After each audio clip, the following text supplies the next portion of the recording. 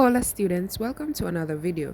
Today's video is focused on chores, los quehaceres. However, we're focusing on using chores with tener que plus the infinitive. Now, in the previous class, you learned how to talk about the chores that each person does. Do you remember?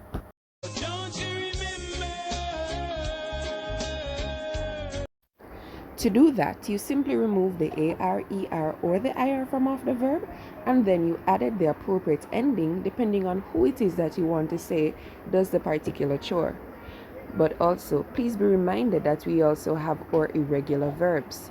So you were introduced to the go-go verbs. Remember that these verbs, you can't just simply take off the AR, ER, or the IR and add the O, because these verbs end with a GO in the yo form. You were also introduced to three stem change verbs. Remember that for these verbs, they have to first undergo a change in the stem before you remove the AR, ER, or the IR, and then you can go ahead and add on the O. Now, for today's class, we are still focusing on chores, but instead of saying that you do the particular chore, you are now going to learn how to express the chore as an obligation. So you're going to learn to say that you have to do the chore. So I have to wash, I have to cook, etc., using the expression tener que plus the infinitive. So we use tener que followed by the infinitive whenever we want to express that we have to do something. So I have to run, you have to sleep, we have to study, she has to do this, etc. So on the screen you're seeing the conjugation of the expression tener que. So whenever you want to say I have to do something, yo tengo que. You have to do something, tú tienes que. He, she, or you polite has to do something, él, ella, usted tiene que. We have to do something, nosotros tenemos que. They or you all have to do something, ellos, ellas, ustedes tienen que. Now, the verb that follows tener que should be in the infinitive. What do we mean by the infinitive? This simply means that we don't conjugate the verb, so you don't trouble the verb. You leave the verb alone. So the verb that follows the tener que should still end in the AR, ER, or the IR. So let's say, for example, we want to say that I have to wash the plates. So remember, I have to is yo tengo que. And then remember what we said we wanted to say that we have to do? Wash the plates. How do we say wash the plates? Lavar los platos.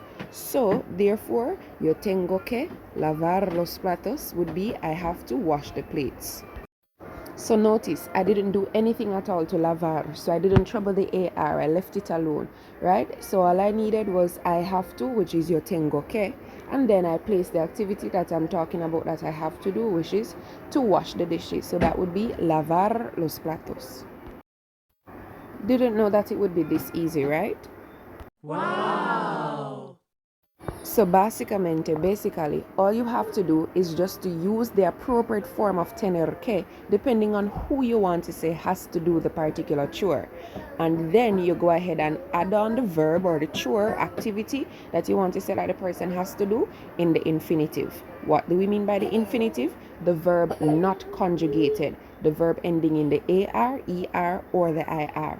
So let's look on the examples on the screen. Yo tengo que lavar los platos. I have to wash the dishes. Tú tienes que lavar los platos. You have to wash the dishes. Él, ella, usted tiene que lavar los platos. He, she, or you, polite, has to wash the dishes. Nosotros tenemos que lavar los platos. We have to wash the dishes. And finally, ellos, ellas, ustedes tienen que lavar los platos. They or you all have to wash the dishes. So you notice that the only thing that changed, so look carefully on the example, the only thing that changed was the conjugated form of tener que. So we said tengo when we talked about ourselves, tienes when we wanted to say you, tenemos when we wanted to say we, etc. Whereas the chore to wash the dishes, lavar los platos, remained in the infinitive form. So whether we were talking about ourselves having to wash the dishes, or we, or you all, or they having to wash the dishes, it didn't matter who we're talking about that has to wash the dishes, right? Notice that the chore remained in the infinitive, lavar los platos. Entonces, básicamente, Therefore, basically, all you have to do is just to use the appropriate form of tener que, depending on who you want to say has to do the particular chore, and then you just add on the chore in the infinitive. So I want you to try these for yourselves. How would you say my sister has to take out the garbage? My parents have to cook. I have to make my bed. We have to set the table. And you have to vacuum.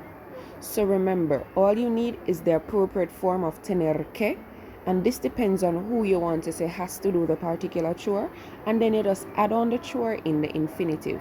What we mean by the infinitive? The verb not conjugated, the verb ending in the AR, ER, or the IR.